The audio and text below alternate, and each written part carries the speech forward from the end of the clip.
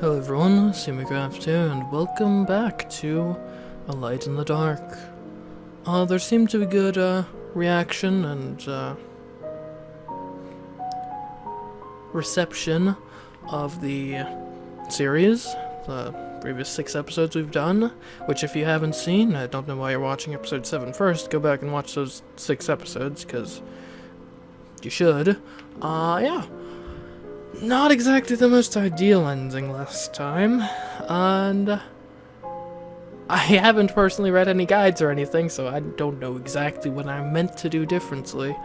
And, of course, I mean, there are 2 major things potentially to consider before we go in, which is the possibility of maybe kind of going more for just physical escape, or just the idea of maybe try a similar sort of strategy, similar sort of try to get some sympathies, and maybe even just walk out by them just letting us out, maybe, and just do it better.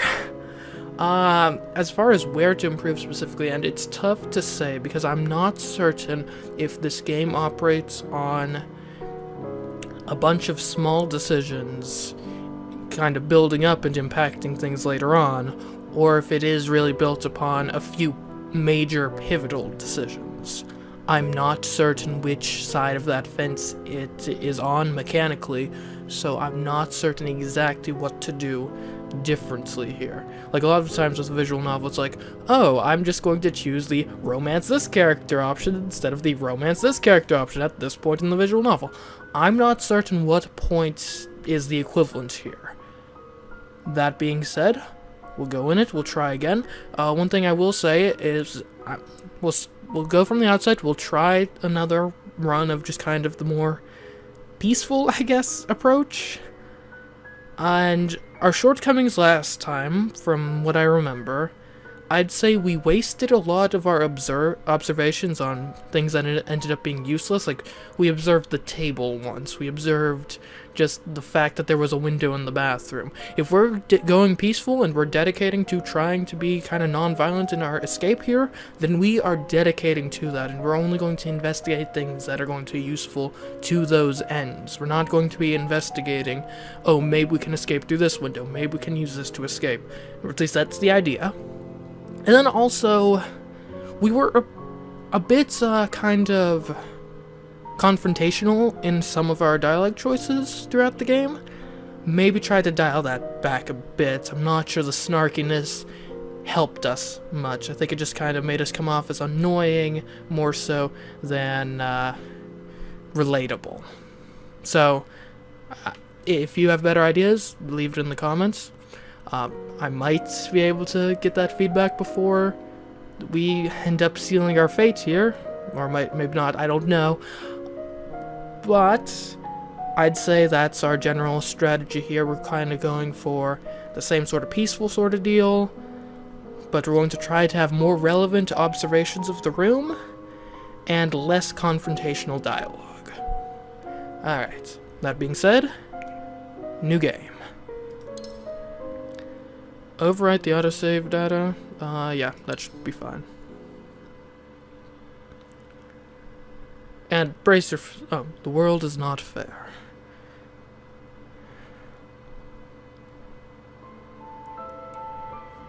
And also, brace yourselves, because this is likely going to be a lot of the same dialogue from previously. I'm just going to read all of it, so... yeah, I don't know. We'll see how it goes.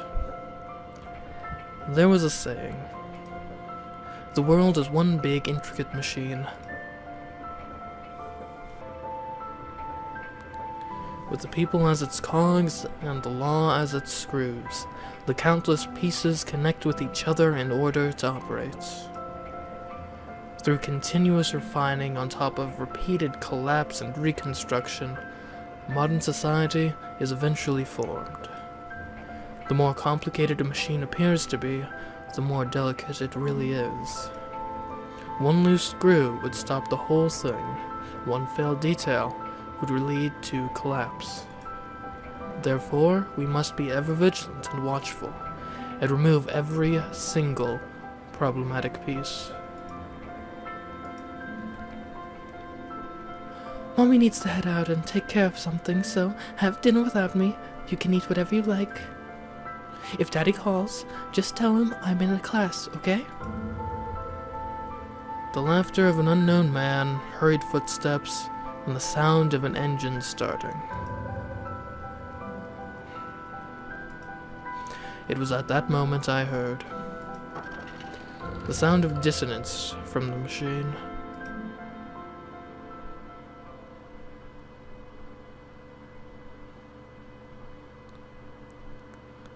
It was very cold.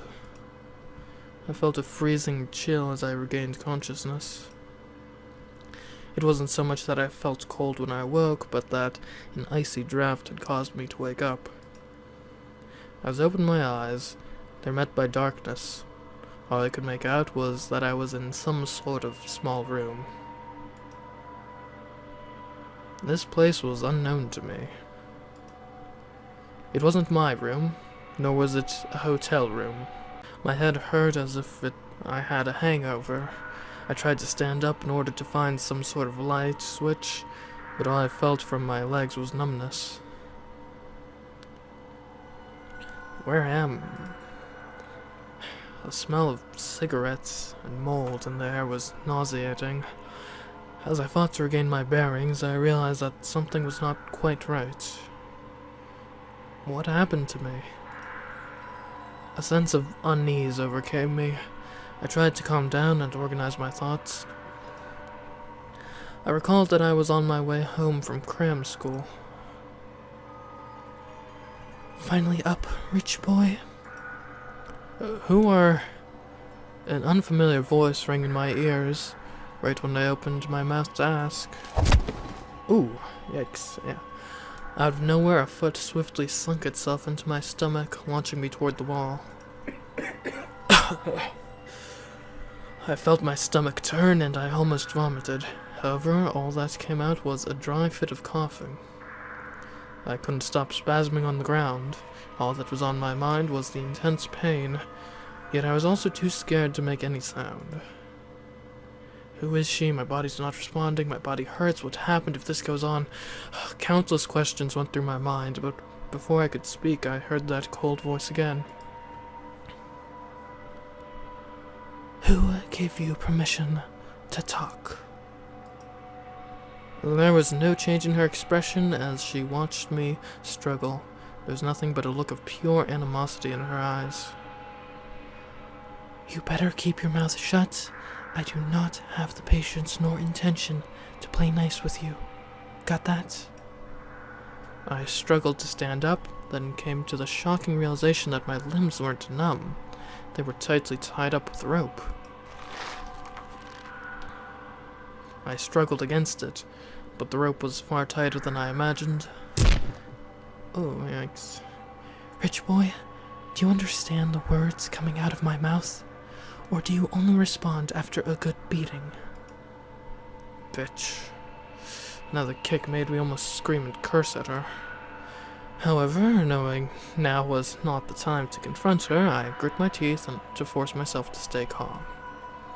Anything I said at that moment could be fatal. I had to grasp the situation first. Suddenly, she got closer. Not realizing her intention, my body instinctively tried to move away from her touch. Scared? Noticing my slight reaction, she gave a snort of contempt. That last shred of defiance disappeared as soon as the blade touched my body. There was no chance of victory, no matter how I resisted. I waited for her next move. All you could hear in the quiet room was our shallow breathing. The tip of the blade moved across my skin, making a small cut. My tensed-up nerves were extra sensitive, detecting the exact temperature of the air, the crudeness of the rope, and the sharpness of the blade. There was a certain feeling of warmth from the blood that flowed out from the wound and down my arm. Nevertheless, my mind was extremely clear. Kidnapping, human trafficking, organ trade. A few possibilities came to mind, but there was no way to determine which. Since we have to hang out a little before I get the ransom, let me make a few things clear. Don't try to run or talk without permission. I don't mind breaking a few bones. Humans can handle a few just fine after all. You hear me? I nodded quietly. I couldn't digest all the information at once, but one key word stood out. Ransom.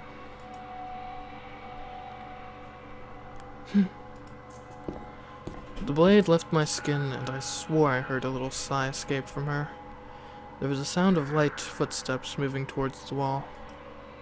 Before I could even feel confused, a glaring light broke through the darkness of the room.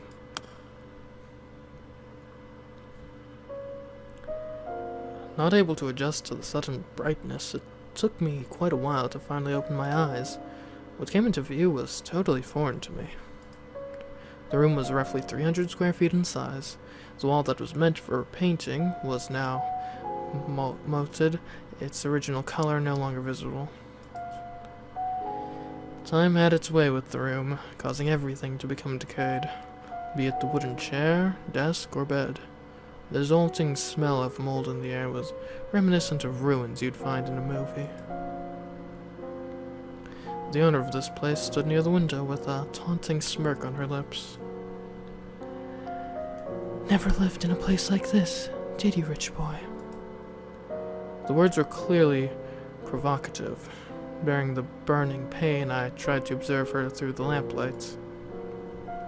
She was a young-looking woman. She wore a dark overcoat and a scarf, her shoulder-length hair casually scattered behind her back, with bangs almost covering her eyes. Surprisingly, she wore no face mask or helmet, nor made any attempt to avoid my staring. She didn't seem to mind her face being seen. She didn't have the stereotypical look of a criminal. Despite a hint of unease on her meager face, there wasn't an ounce of guilt within those dark brown pupils of hers that stared straight at me. You know what? I hate people like you. She was talking to herself, ignoring how pale my face was and making no attempt to elaborate. This was not a conversation, but a simple declaration. Who was she? Where was I? What did she want? Why did she do such a thing? Countless questions circled round in my brain, but not a single sound came out of my mouth when I opened it. What did eventually come out was something totally unrelated. Why me? The unfamiliar, dry voice sounded like some rough sandpaper. Why? The girl mumbled my question next to the window.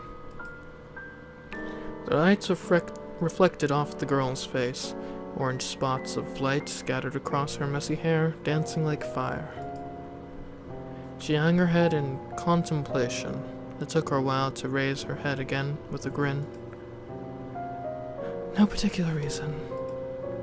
As though it was only natural.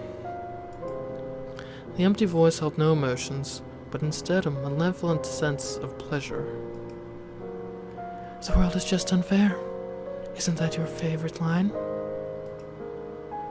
Seeing the shock in my eyes, she chuckled. With statements, the curtain was raised for this kidnapping incident.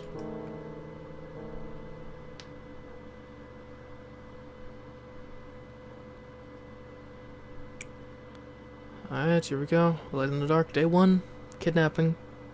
Let's go.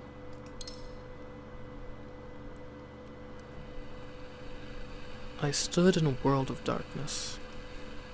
There was no sky or ground, only endless dark. A dream. I realized that amidst all the fuzziness that I was in a dream, yet I couldn't control my thoughts. The intermittent noise was annoying, like a radio with poor signal. Suddenly the ground began to slowly sink as if it were quicksand. I tried to move my legs, but realized I couldn't move. My heels, my knees, and then my arms. The darkness gradually devoured my body. I heard that vivid disdain before my vision was overtaken. I hate people like you.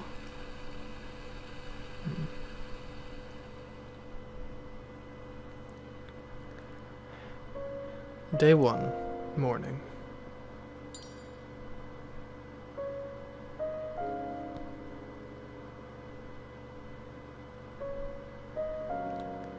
Still half asleep, I opened my eyes. The room before me was still the same unfamiliar one. Let's take a look at our notes, and we should probably pay more attention to these, alright?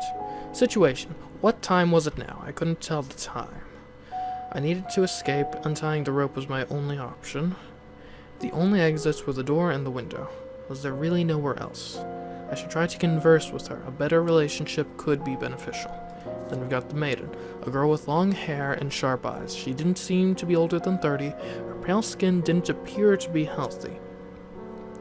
And she wore a clearly outdated overcoat and scarf. I still didn't know who she was. If only I could get her name at least. Why did she pick me as the target? Okay. Still, yeah. So it wasn't a dream.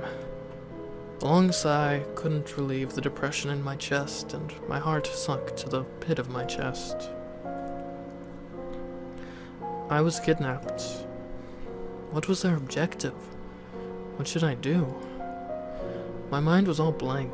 There was more confusion than fear. It's been said that in the presence of a threat, you either become petrified, try to flee, or try to fight.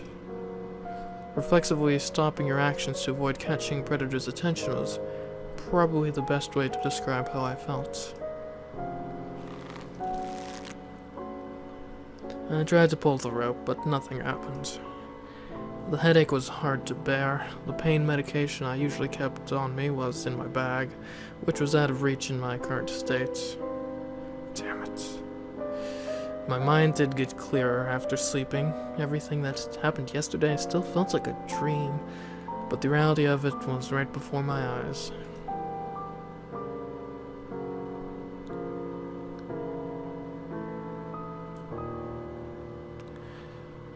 Morning light brightened up the room. I could see the peeling paint on the wall and the old pieces of furniture. There was nothing but decay, as though it was untouched for a long time. Was it an abandoned, empty house, or did they actually live here? The kidnapper was nowhere to be found. I couldn't hear anything, and thus couldn't tell how many people were around. Perhaps shouting for help might catch someone's attention, but the kidnapper might also be right outside of the door. Again, I don't think yell for help is the right choice here. Let's contemplate the situation. My yelling might not be heard, and I could be in trouble if it got the kidnapper's attention instead. I could still feel the pain from where I got kicked the day before. I tried to make myself a little more comfortable and relax my back by leaning on the wall. First, my physical condition. My hands were tied up to the point that I had no space to move around, let alone release the rope. My body overall was fine, but I couldn't really rest in this position. I had to save my energy to escape. So where to start? How did I get kidnapped? What time is it? Where am I? What time is it, I guess, is what I accidentally clicked. Speaking of time, it was currently... The clock on the wall pointed to 5:44 a.m. Cram school ended at 9:30 p.m., so I was probably kidnapped around 10 p.m. I was asleep for maybe 7 hours, enough time to drive from Taipei to Kaohsiung. I didn't know how long I had been out. It might have been a whole day. How long could the medicine be effective? No longer than a day, right? If the medicine was really that potent, there should also be some strong side effects, and my body only felt like it had taken a nap. Before I could think further, I heard footsteps outside. I couldn't help but tense up. Okay, so we've gotten maybe a bit more information on our location by the time. Okay. Who was that? Before I made up my mind on how to respond, I saw the girl pushing open the door. With the knife. Holding the knife and wearing the same overcoat and scarf, she stared at me. I tried to look back calmly, but I could still clearly feel my rapid heartbeats. Finally up, rich boy? I looked at her silently, trying to guess her intention from her words and actions. I was in an unfamiliar situation, and there were too many questions still unanswered. The location, the time, their objectives, any sort of information would help. You're free once your daddy pays up, so stay quiet. Otherwise, I can't guarantee what'll happen to you. After she told that to me, she sat next to the window and lit a cigarette. It was easier to see her face in the sunlight. Her neglected long hair was messy, and her long bangs almost blocked her vision.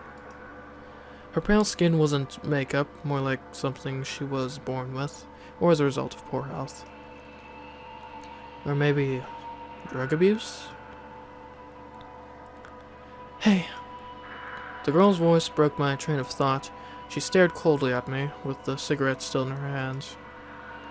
I'll make a few things clear.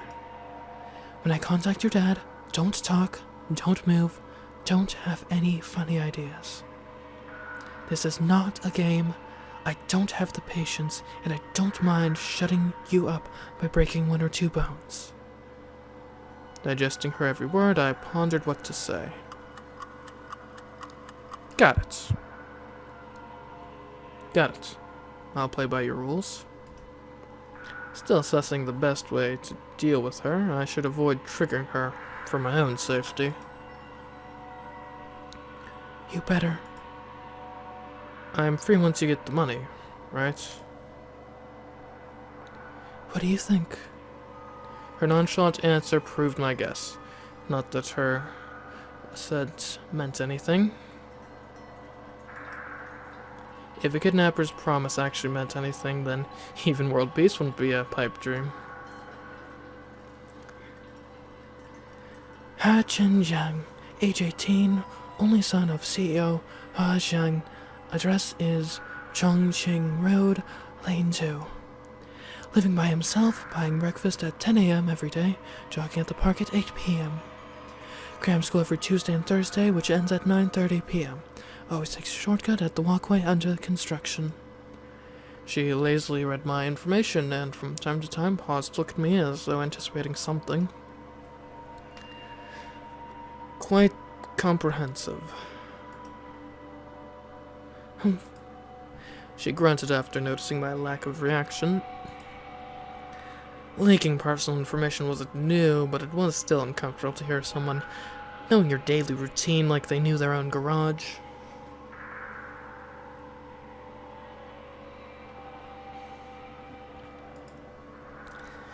If she knew that much about me, did that mean an acquaintance of mine was behind all this? My best attempts to remember still failed. Hard to believe she had any reason to pick me. Knowing what my parents and the building security knew my schedule, and none of them could be the leaker. First things first. You don't have to keep my feet tied up, you know. I have no intention of running, even if you don't believe me. My hands are still tied. Also, you have a knife. I couldn't run away like this even if I wanted to. It's really uncomfortable being tied up like this, and it's just point. I told you before. She interrupted me.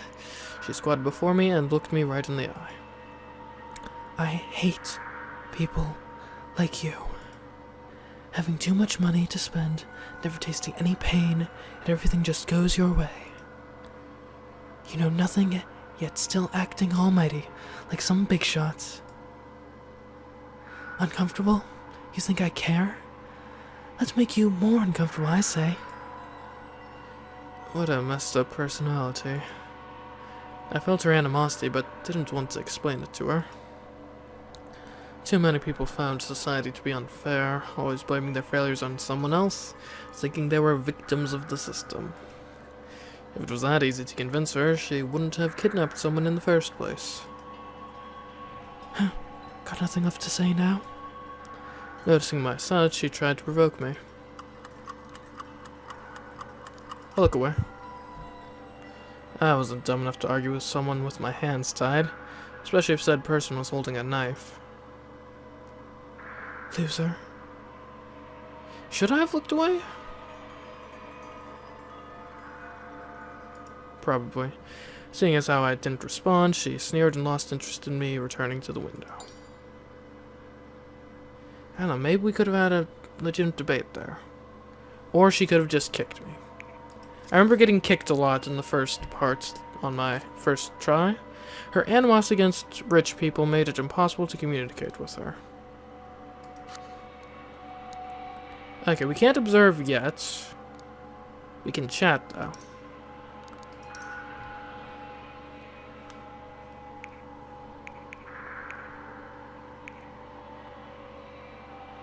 We'll start with what's your name?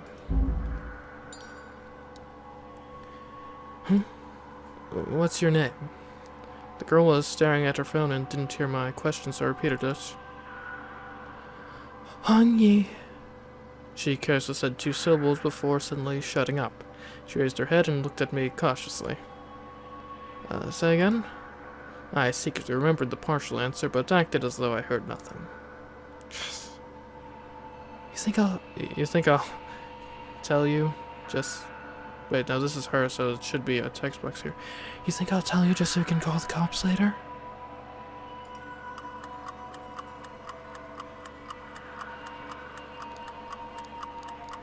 How should I address you then?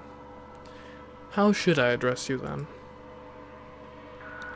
Hearing my response, she burst into laughter. How to address me? Are you out of your mind? You can address me any way you want. I'm not here to make friends.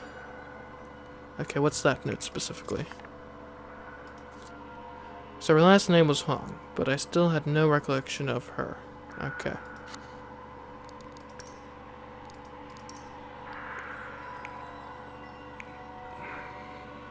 What do you want, maybe?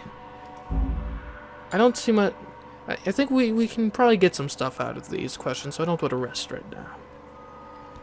What do you want? Are you an idiot? Money, of course.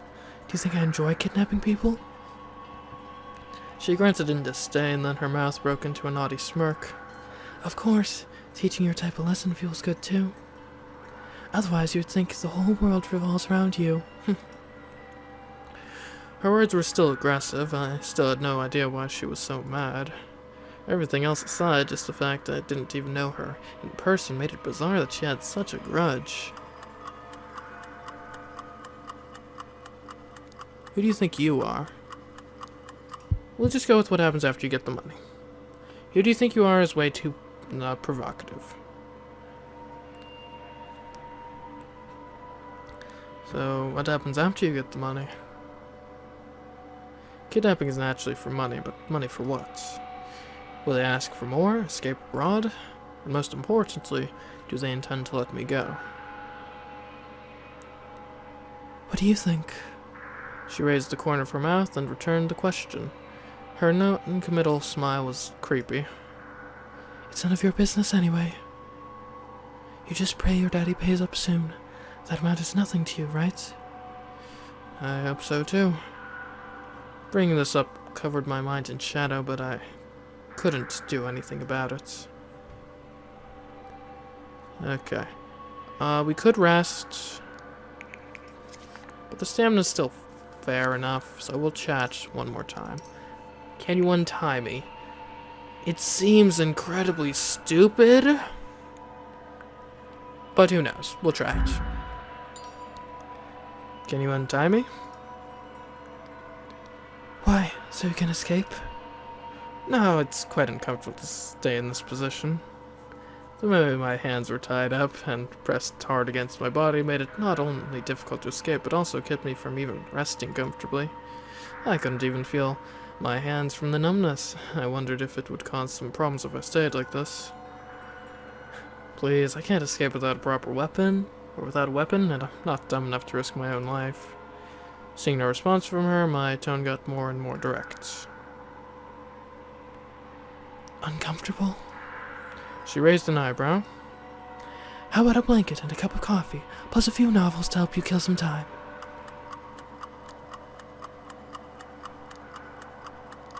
We'll play along with yes, no sugar, please. Yes, no sugar, please. You find that funny? Looks like you still don't get it. She walked over and pointed the sharp blade at my chest. I kind of lack a sense of humor and don't want to waste my time, so shut your yap if you want to go home in one piece.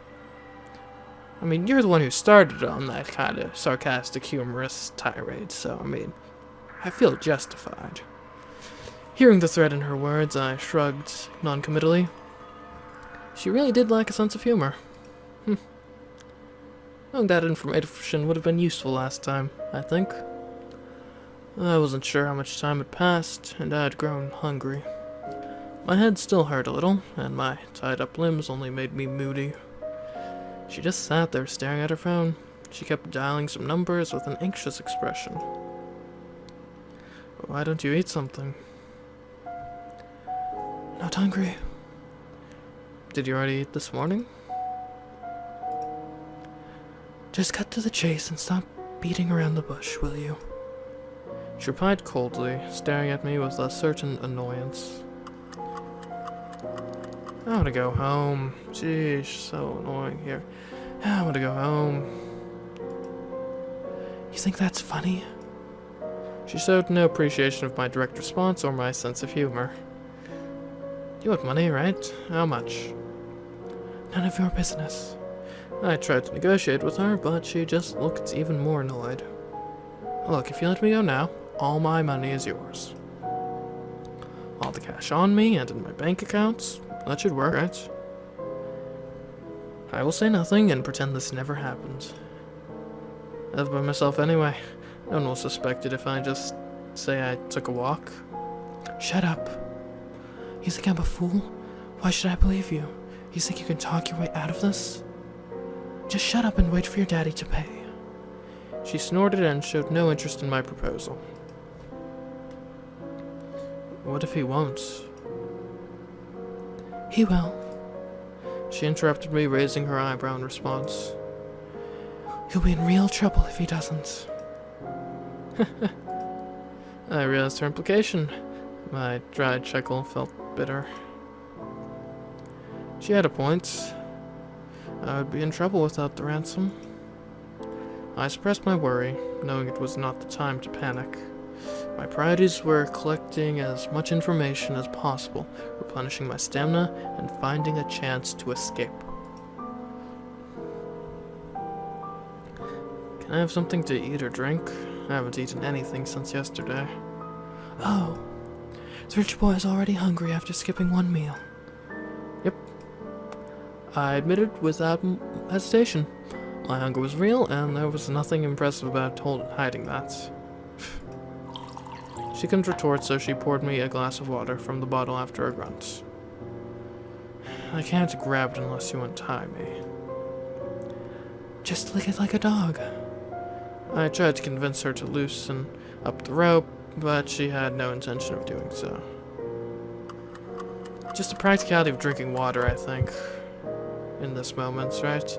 That could help with the stamina. At least. And please hold it still. Seriously? Noticing I would do as she suggested, she sounded surprised. Wasn't it your idea? If you don't want to, you can just feed me yourself. Not breaking a sweat, I replied coldly. Pride was not edible, and I had to keep my strength. Why you? I was used to it. If someone wanted to insult or enrage you, just accept it plainly. People are like cats. They don't show interest in toys that don't struggle. Don't move. No longer composed, she moved closer to me with water in her hand. What are you? I was pressed to the wall without finishing my sentence. She bent my head and forced the water down my throat like some sort of torture. Well, at least we got water.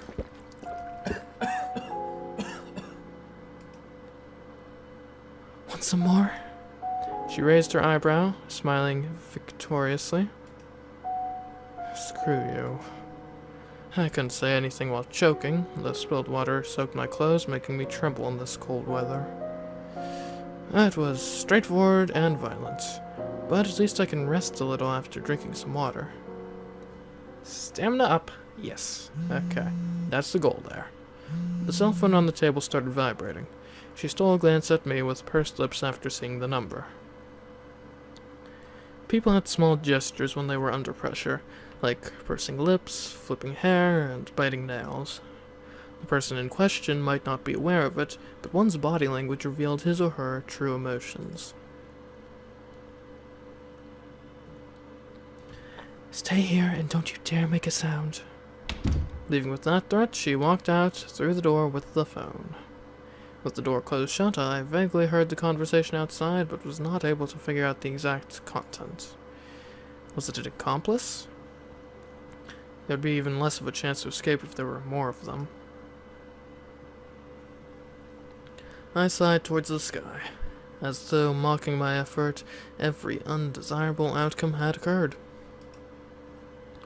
If there was only her, then I had to rest as much as possible. There might be a chance to escape when she wasn't careful. The door wasn't the only exit. I might even be able to jump out of the window if I could free myself from the ropes. Locations, head count, weapons, too many uncertainties, let alone how to untie this damn rope. It was more practical to figure something out on my own than to wait for rescue. It would have been ideal if I could persuade her to let me go. I absolutely could not trigger her before I was prepared, at the very least. I should get her to drop her guard to facilitate my escape. After that, I'd played my ear.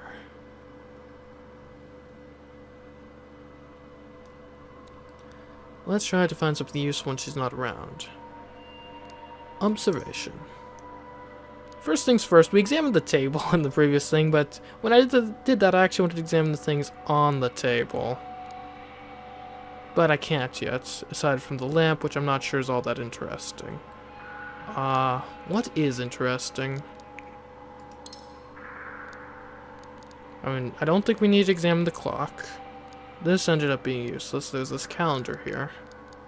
The only thing of note on the table is the lamp. I'm interested in the sofa, I think. The synthetic leather is all ragged with the cotton inside of it exposed like some gutted dead body. Oh, what a bad omen. Okay.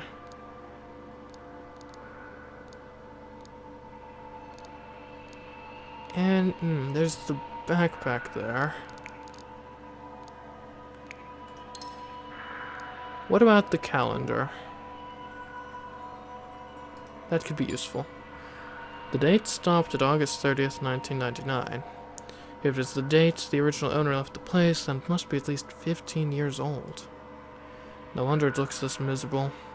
Or rather, it is kind of a miracle for this place to even still be standing after so many years without any sort of maintenance. Note updated. Okay, that's what I like to see. Let's, exit real quick and read that note. Based on the calendar, this place might have been abandoned for more than 10 years. Okay. One more observation. We've got the chair, we've got the lamp, we've got the bag. Those are kind of the things I'm most interested in. Will we learn much from the chair? I think we examined the bag last time. I don't remember it being very useful, though. As well as the lamp. I mean, the game is called Light in the Dark, though. We'll look at the lamp. A strange-looking lamp that doesn't even have a lampshade. I don't know what era it might have been made during. Can I toss it like a weapon? I have to untie myself first, though. Okay. Not super satisfied with those observations, but there'll be more chances. The sunlight shone through the window at a certain angle, adding some dynamicism to the dark room. Even the moldy smell seemed to be much fainter. Damn it. The girl walked back and forth in the room, anxiety clear on her face. What's wrong? Your dad doesn't believe you're with us. What an idiot. Why not let me talk to him? Try to solve her problem. Why not let me talk to him? Shut up. Who do you think you are? Did I ask for your opinion? Triggering her sensitive nerve, she threw me another kick. I just think it might be more effective. No one cares what you think. Shut up and wait for the ransom, got it? What's so funny? You think I won't lay a finger on you? She frowned upon hearing my laughter and then took out her weapon, threateningly. No, it's just that I'm not that important to him. What do you mean? Noticed how odd my statement was, she raised her eyebrow and followed up. I haven't contacted my family for a long time. Our relationship isn't as close as you may think. Ever since I got kidnapped, I'd been wondering if I should tell her that or not. That was a poor choice for a hostage. Maybe she would let me go, or silence me instead. However, it was only a matter of time before she found out, so I might as well have been transparent here. Why? Rebellious phase or something? He's self-centered, or maybe just a workaholic. My complicated family relationship was hard to explain in a few words. I was deciding how to piece my sentences together to answer her question. He spends half the year abroad and never cares about the family. He will work till midnight even when he is back in Taiwan. I don't even see him that often on holidays. It's always about the company. It's always for the stockholders and employees. Blah, blah, blah. In my opinion, it's all for his own ego. Whether it was my graduation, birthday, or even car accidents, he never showed up. Not even a single damn call. Clearly, his job is far more important than me. He probably wouldn't even know about the accident if not for the hospital calling an emergency contact.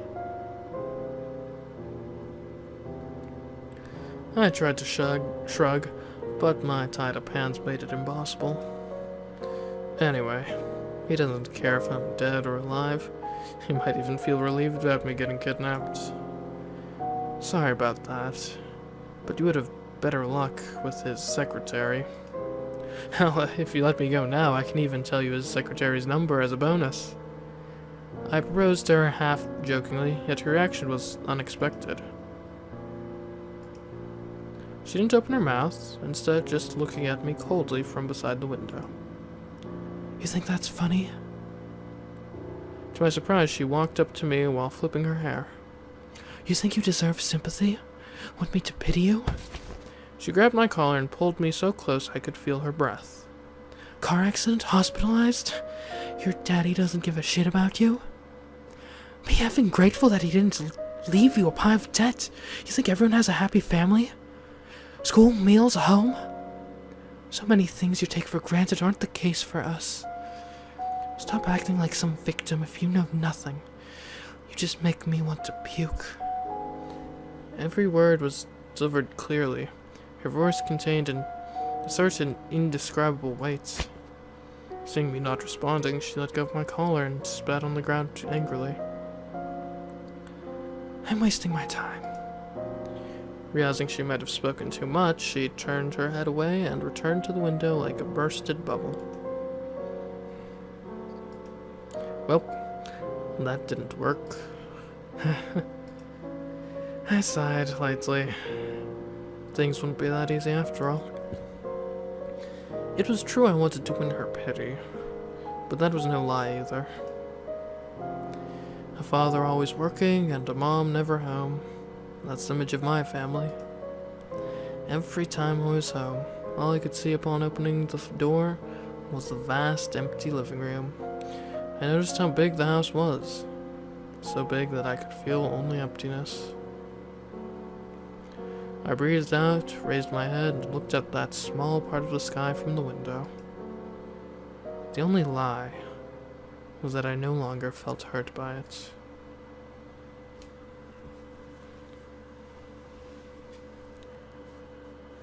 Day 1, night. Hunger. Night came and I had eaten nothing but some crackers. I never knew starving could be this uncomfortable. She didn't seem to eat anything either. She was either staring at her phone or smoking while looking out the window. There were a few phone calls, but they were all made outside, so I couldn't hear them. I didn't know what they discussed, but it didn't appear the negotiation with my family was smooth. After all the hesitation, I decided to ask her.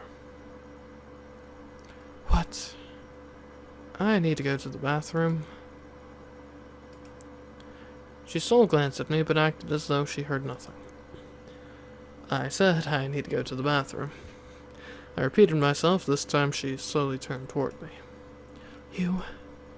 She probably didn't expect my physiological needs. She opened her mouth awkwardly, but couldn't say anything. Can't you figure something out on your own? Clearly the type that got angry when having nothing to say. She turned her head with a stern face, knocking on the desk with her knuckle.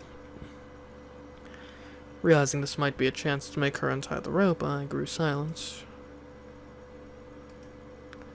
Not knowing my plan, she acted carefree, but kept stealing glances in my direction. Since it was about time, I sighed innocently. I guess I have to do it here after all. Wait. Seeing I wasn't joking, she stopped me with a darkened face. Are you a retard? Can't you go to the bathroom by yourself? Staying in an old house was one thing, but even a kidnapper would want to stay in a room filled with crap. But I can't even unzip myself like this. You are so annoying. She pushed me to the wall suddenly and turned me over. What on?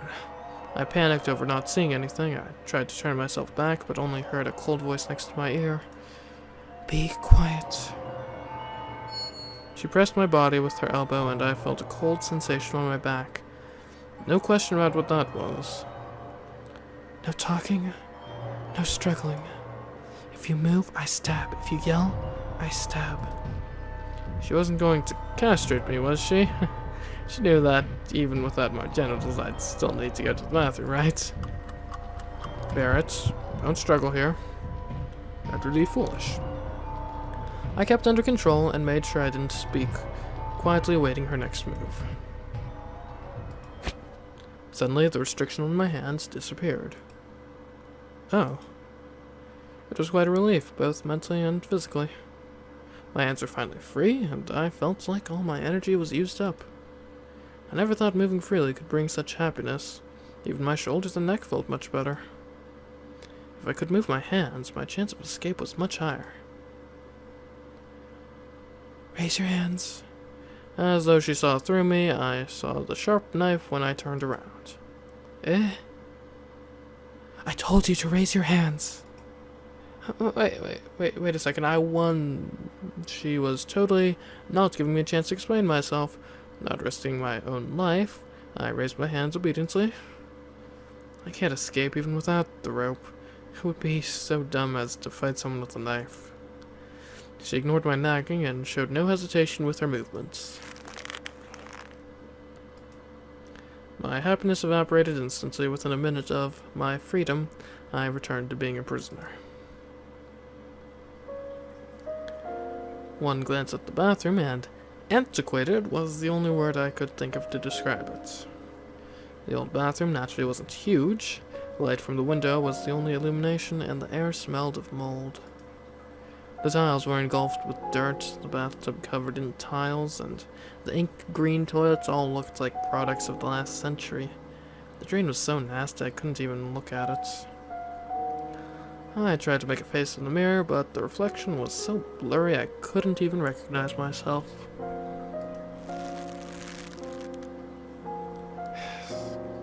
My effort to tear the rope was in vain. I moved my tied hands back and forth, but couldn't remove it without some tool. If I could find some sort of sharp item, like a razor or a broken tile. Done yet? You better not have any funny ideas. Almost done. She sounded impatient.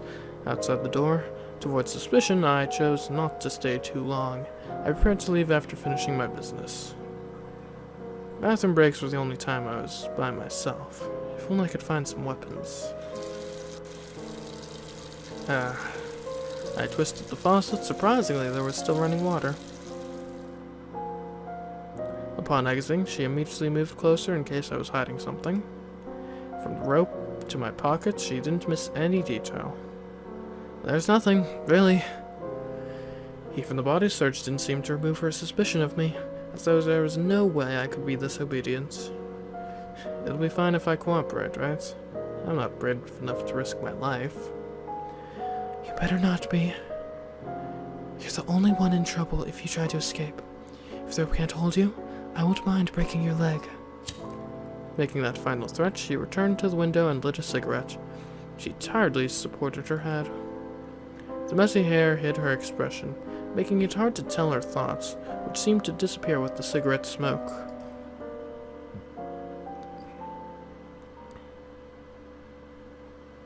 Hey.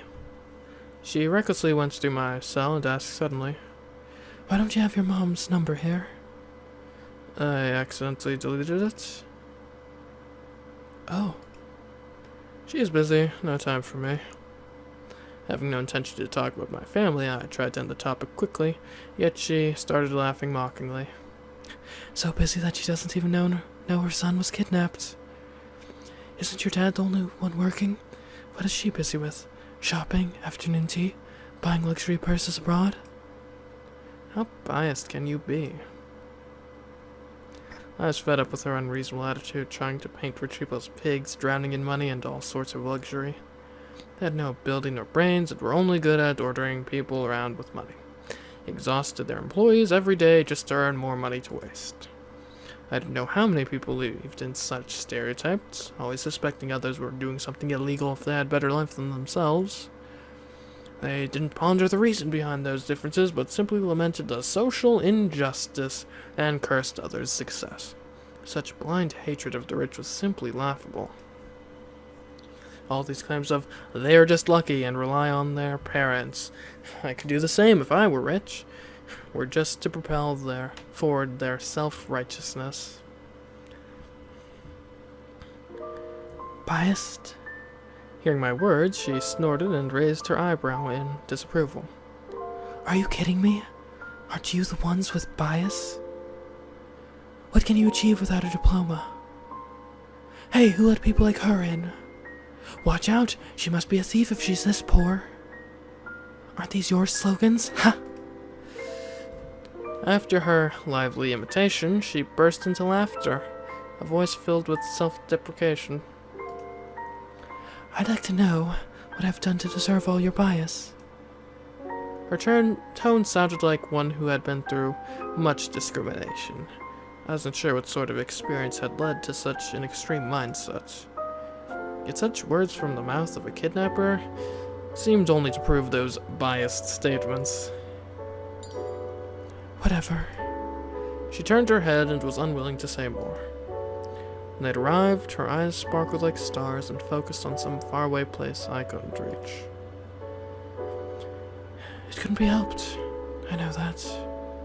The world isn't fair. The girl's whisper was barely audible, and I wasn't sure if it was directed at me or to herself. It echoed within the room like some spell, and stayed for a long time.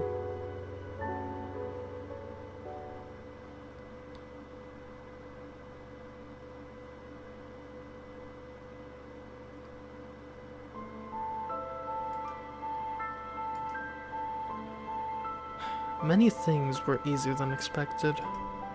She never knew kidnapping could be this easy. He was taken without any sort of resistance. The girl looked at the boy next to the wall, who curled his body up to preserve some warmth. The short and rapid breathing seemed to indicate he couldn't find peace, even in a dream. Uncertain if he had really fallen asleep, the girl didn't close her eyes, despite her drowsiness, afraid he might escape if she wasn't careful. Once she got the ransom, she could start a new life, away from the stigma and boredom. The cell phone flashed a notification.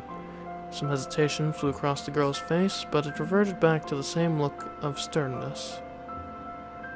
She had long decided that it didn't matter what it would take. So long had she lived for someone else. It was time to fight for her own right.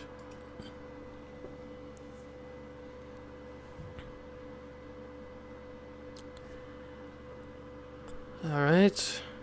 Well then, that's day 1 then. So far, things haven't really diverged all that much. It'll be interesting to see if that trend continues. I'm hoping we're making slightly better decisions, but honestly, I couldn't tell you if we are with any confidence. Day 2 is apparently Silence Girl.